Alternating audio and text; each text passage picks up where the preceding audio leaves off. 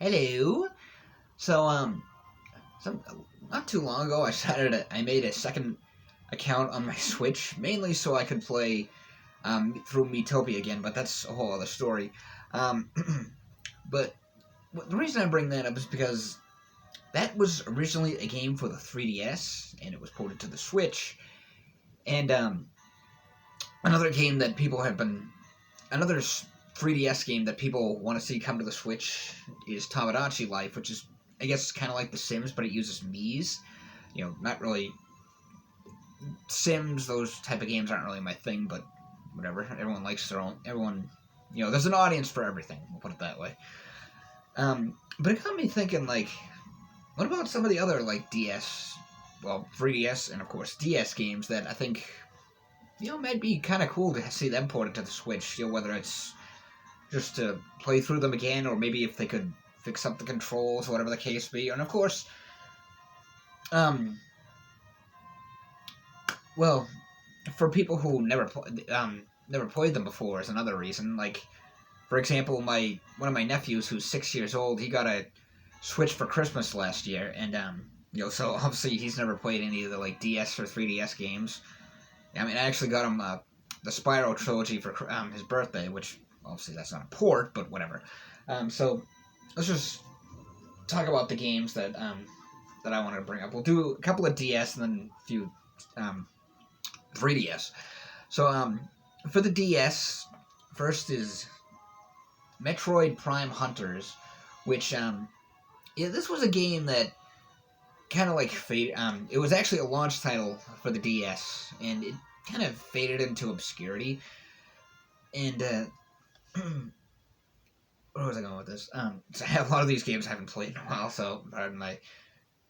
Yeah, the thing with this game,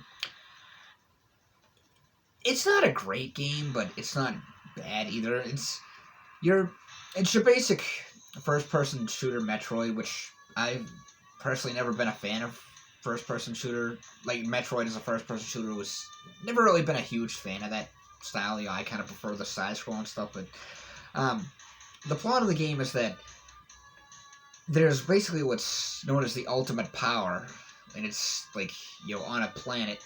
So Samus is sent there to retrieve it, but while she's there, there's also a number of like aliens and bounty hunters who are also after it, or for whatever or other reasons that they're there on the planet. So Samus has to fight those other bounty hunters as well as the planet's life forms.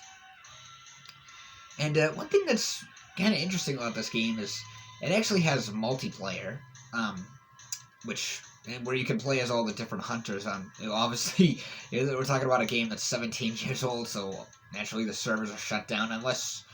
Like, the only way you can play this with people, like, multiplayer, is if you get a bunch of friends together and, you all, grab a DS, grab a copy of this game, and then, just do that type of thing. But that's another reason. Well, actually, before I get into that, one of the things with this game is the controls are really weird. Like, you have to use the stylus to do different things and stuff, which I guess makes sense because it was a launch title for the system. That being said, that's why I think this would be a great game for the Switch, because, first of all, there wouldn't be any stylus controls or anything like that, which would be a big improvement. And the other thing is, you could use the multiplayer for, like, well, it could be, like, for Nintendo Switch Online, which, I guess, let's be honest, the service is kind of lacking. I got a sneeze building up. It's coming. It's gone. Anyway, and the other thing is, well, I mean, it wouldn't even have to be just online. You could also do couch multiplayer, because that's something Nintendo still does nowadays. Don't you hate it when you have to sneeze and then it just, like, evaporates? Or whatever. The next one, I've talked about this before, Dragon Quest Rocket Slime Adventures. Now this, Dragon Quest Heroes Rocket Slime, whatever. Now, this was actually the first, one of the first games that I got for my DS. We're talking like 14 years ago, I believe. 14 and a half, whatever. Jeez, where the hell does the time go? Anyway, this this I'd consider to be a hidden gem because it's a great game and nobody really talks about it that much. Now, of course, when you think of Dragon Quest, you think of like JRPG, sword and sorcery. This is more of an adventure game, and you also have. That's what happens on this. You have these tanks. Like, well, you get like a tank that's basically like a fortress. You can see a picture of it on the back there. Right there, on the left. Well, anyway, this, so it's like you play as a slime, you have to save your friends and stuff, like, you know, like I said, it's an adventure game, we'll get into all the story and everything, but the tank thing was always, like, I mean, the story and the adventure mode is really good, but the tank battles were always, like, the main highlight for me, because it was, like, what was I going with this? Because it's, like, the tank battles, like, you have like different items and stuff that you use for the ammo, like that you throw into the cannons, excuse me, and you have like different people from the village, like different slime characters and stuff, become your crewmates and stuff, and it's such a fun game, and I love. Sometimes I'll like dig this out just to replay some of those like tank battles and stuff. Yeah, it's such a fun game. Like I said, very underrated. Now we're gonna move on to the 3DS games. First one is Project X Zone, which there was also a sequel that I've never played. I actually, to be honest, I never finished this one either. I think I got stuck or something, or frustrated on a level. But this is such an awesome game. It's a strategy game, but then, well, let me back up a bit. First of all, it's got characters from Namco, Capcom, and Sega. And then it's a strategy game. But the way the strategy game works is it's not like, you know how like most strategy games, like you have an enemy, you send someone, well, varies, like, I mean, yeah. Anyway, when you send somebody, one of your teams, because your team, each character consists of 2 characters, or each, I'm all over the place, but it's like, there's teams. Well, there's teams of 2, which, you know, are like basically used as one movable unit. Yeah, there we go. 2 characters, 1 unit, something like that. Well, anyway, so it's like, if you, like, one team is, Kazuya and Joyu from Tekken, you know, and Namco. So it's like, if you move that pair to an enemy, and then it'll go to, like, this little, like, battle sequence, and you do, like, you know, different attack combos and stuff to the enemy. Like, that's how the game plays out, like I said. It's a very unique strategy game. And, again, I feel like nobody really talks about these games anymore. And, you know, I think it would be a great addition to the Switch, you know, to maybe port them over. Maybe they could make a collection or something with the 2 games. Maybe they'll even make a new one or something, but right now we're talking about ports.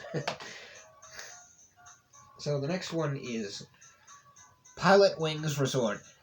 This was kind of an interesting release because it felt so random. Like, you know, there was Pilot Wings for the Super Nintendo, and then Pilot Wings for the N64, or Pilot Wings 64 for the N64. And then, like, 15, 16 years later, all of a sudden they came out with a new one, like, practically out of the blue, and it was like, okay. But, yeah, this was a really fun game. You know, it's your traditional Pilot Wings game, but what's actually kind of cool is you can play as your Mii. Like, I haven't played this in ages, but it's a very fun Pilot Wings game, and it was kind of nice to see this kind of come back, because maybe it's because I always enjoyed the Pilot Wings games, but it was kind of nice to see this have, like, a new title out of nowhere, like, because it's like when you think about some of Nintendo's other titles or franchises that haven't had new games in a while, like, I don't know, F-Zero, Custom Robo, Star Fox, you know, games that, you know, maybe out of the blue they could get a new game or something, but, yeah. So, Pilot Wings, port to the Switch. Next is Kirby Planet Robobot. This was a very cool, interesting Kirby game, because, well, first of all, I think this also had unique amiibos for it, too, which I only had, like, 1 or 2, but, And, obviously it's got, like, the little mini game and stuff, and then, there was new Kirby variations and stuff, but all that aside, this is your basic Kirby game. However, there's a big difference. You also get a robot mech, and you know how, when the mech works the same as Kirby, so it's like, basically, like, you know how, like, when Kirby absorbs a fire guy, he gets fire powers or abilities. He absorbs a ice guy, he gets ice abilities. It's cutter, sword, spikes, etc. Well, it works the same way with the mech. Like, the mech can absorb certain enemies, and then it becomes, like, it changes, like, its form and stuff, so it has, like, new weapons and stuff. Like, it's very unique Kirby game, as I said. It's such a great game. Actually, shout out to my YouTube buddy BioPhoenix, because I remember he made a really good point about this. He does, like, gaming and anime videos. I'll have the link to his channel in the description. But yeah, he made a really good point about this, because there was that's why I brought him up. Give him a shout out. Like I said, his channel's in the description. But he made a really good point. There was Kirby Rainbow Curse for the Wii U, which I'm not going to go into details on that game. But we'll just say that game is a very stylus-heavy game. But I remember he had said that it was like, they really should have did that the other way around. Like, this should have been for the Wii U, and then Rainbow Curse should have been for the 3DS, which I kind of agree, like, because, this game was more unique, and the other one was stylus-heavy and stuff. I mean, both were pretty good games, but, yeah, so, because that wasn't the case, maybe we could point this to the Switch. Now the last one. Kid Icarus Uprising. Absolutely awesome game. It's a 3D adventure game, action-adventure game. Unfortunately, much like Metroid Prime Hunters, the controls are kind of weird. Because it's like, use the stylus to turn it, pit. Like, you use the analog stick or thing to move them, and then the stylus makes them turn, which is it's really weird. It's something, and actually, the system came with, the game, came with, like, a little stand thing to put the 3DS on to make it easier to play. It's like, it's something you kind of get used to, but still, it's like a pain in the ass, especially if you want to dig this game out and play. It's like, oh, now I have to, like, readjust to the controls and everything, but, yeah, again, this is another game that kind of, like, faded into obscurity, and it's just such an awesome game that, like, so many people haven't really played, and because, like, I think it would be a great addition to the Switch, to be ported to the Switch, because, again, they could fix the controls so you don't have to use the whole stylus controls or anything. You just play it standard with the controls and buttons and stuff, like, Switch has 2 analog sticks, but, yeah. So, those are just the 3DS games that I think, hey, maybe those would make great ports for the Switch. Are there any others that maybe you can think of? Let me know in the comments section below. Hope you enjoy the rest of your day, and as always, thanks for watching.